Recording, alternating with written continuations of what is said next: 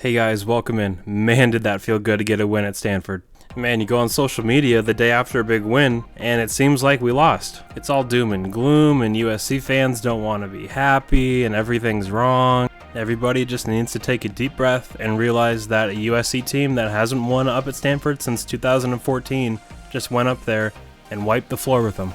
This was absolutely a great win for the Trojans. It was a needed win. It was the first conference win of the Lincoln Riley era, the first road win of the Lincoln Riley era, and in this game, USC was in full control from start to finish. A few months ago, if someone told you that at Stanford, USC would score on their first 5 possessions and drop 40 plus points, I can guarantee most USC fans would take that. Now, having said all that, it wasn't perfect, so let's get into it. Let's start with offense. That is probably a top 5 all-time offensive performance I've seen from USC in my lifetime. And I was born in '98, so I saw the Reggie Bush years. I've seen a lot of dynamic offensive displays. When I watch this offense, it is very clear to me that Caleb and Lincoln Riley are an absolute lockstep. This offseason, Caleb Williams said he wanted to be an extension of Lincoln Riley on the field, and so far it looks like he's exactly that. And when you really think about it, Caleb Williams is essentially all the best parts of Baker Mayfield, Kyler Murray, and Jalen Hurts put into one. He is so special. There's absolutely nothing on the football field he can't do. Turns out he's even got a little bit of a mean streak in him. Everything he does is effortless, and I absolutely think he's a top 2 Heisman contender currently. Moving on to the wideouts, these guys are absolutely special. Jordan Addison is so explosive and so fast. He's so elegant too, I guess is the best word to use. When he caught the deep post for a touchdown, I don't know how he stayed up. It looked so effortless and so graceful, it looked like he wasn't going to fall down no matter what happened to him. And when you pair that with Mario Williams, what you get is the most explosive wide receiver duo in the entire country. When Caleb threw that deep ball on the right sideline that Mario had to adjust to, there was no doubt in my mind he was going to catch it. These guys are so special. Kai Blue Kelly is an NFL cornerback, and he was getting cooked left and right. It was insane. If you remember last week in the Rice game, there were 12 different pass catchers. This week, there were only 8. It still felt like the ball was getting distributed everywhere and to everybody. Lake McCree looked really solid as a blocker. He caught a touchdown as well. At one point, they brought out a 4 wide receiver set with Jordan Addison, Mario Williams, Gary Bryant, and Taj Washington.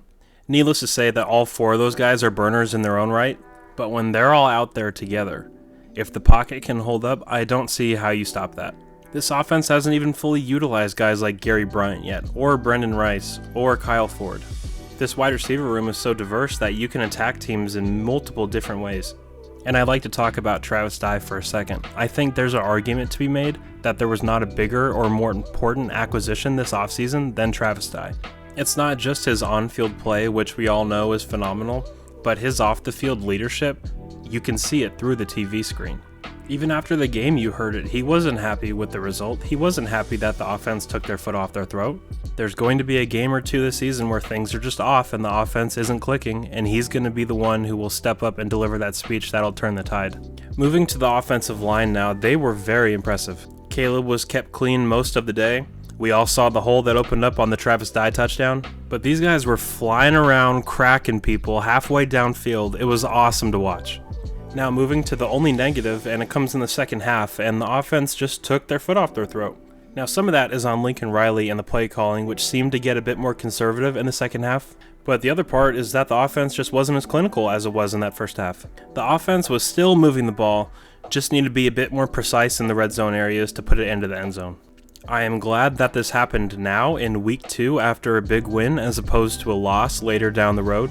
This is a very important lesson for a young team who doesn't have a lot of experience playing together, and I think it'll serve them well going down the stretch. Now, moving to the defense, I can guarantee that it was not as bad as most USC fans think it was. Are there some negatives and some things to work on? Absolutely. But there are a lot of good things to talk about, so let's get into it. The first thing is that this defense proved to be opportunistic yet again. I'd like to see them do this for a couple more weeks before I would start expecting things like this on a weekly basis. But it's a really positive sign. These aren't fluky. Our guys are out there making these plays. On the first interception to Max Williams, Eric Gentry's length is proving to be a problem yet again. Tanner McKee saw that number 18 in the middle of the defense and knew he had to put extra height on the ball to clear his wingspan, which led to an overthrow, which led to a ball that Kalen Bullock should have caught, which led to a catch by Max Williams. So first turnover, not a fluke. The Mekhi Blackmon interception. He's one-on-one in the end zone. He makes a great play and he tips the ball to himself. That turnover, not a fluke. The Stanford fumble on the goal line. It is a picture-perfect hit by Max Williams and a phenomenal recovery by Mekhi Blackmon. Not a fluke. And the fumble recovery by Jacoby Covington. He punched the ball out himself. It could have been a touchdown if he had not had his knee on the ground. The point is that this is what Alex Grinch preaches, and the defense is flying around and making plays. Moving on to some individual standouts, I thought that Anthony Beavers definitely flashed. Solomon Byrd looked very, very good in his USC debut. Tuli Tuipulotu is that dude. He's the alpha, he's the rock of this defense, he's the best player on this defense. He lined up a lot more inside this game than he did against Rice. It doesn't matter where that dude lines up, he's going to wreak havoc no matter what. Alex Grinch I thought was a positive standout from this game. This is back-to-back weeks where he's shown that he can make big adjustments at the half and come out strong in the second half. Now the biggest positive that I know USC fans are very excited about is the tackling. Now you see the tweet on the screen from Shotgun Spratling. It says USC has missed 10 tackles through the first 2 games according to PFF. It has played 149 defensive snaps, so 1 missed tackle every 14.9 plays. Last season the Trojans averaged a missed tackle every 5.6 defensive snaps. Now you don't need me to tell you how big of an improvement that is. And that's something I feel like you really don't even need the numbers to tell you. It pops every time you watch this team. This defense isn't always in the best spot, but when they get their hands on people, they tend to make the tackle. Now, moving over to the negative side, the run fits are really, really poor. You saw guys overrunning the play over and over again, which was a little frustrating in that first half. The defensive line is very worrisome. Now with Dejon Benton and Romello Height out, we're really going to need some bodies to step up and play well, whether that's a Earl Barquette or a Tyrone Tellini. Kobe Pepe still has not played. Whoever it's going to be, the production and reliability has to increase if this defense wants to perform when they play some higher caliber opponents. The middle of the field was way too wide open in this game. That had a lot to do with Stanford's new scheme that we'll talk about in a minute, but far too many times on those slow mesh plays the tight ends and wide receivers were running wide open in the middle of the field. You feel bad for Romello Height. Obviously he had that shoulder injury in camp, and then he got healthy just in time to play Rice, and then he got thrown out of that game, and now his shoulder is acting up again. I really feel for him, and I can't wait until he can be on the field consistently. Now, of course, Corey Foreman seems like we talk about every week. He had a very positive week 1. He played well. He ended up getting a lot of reps.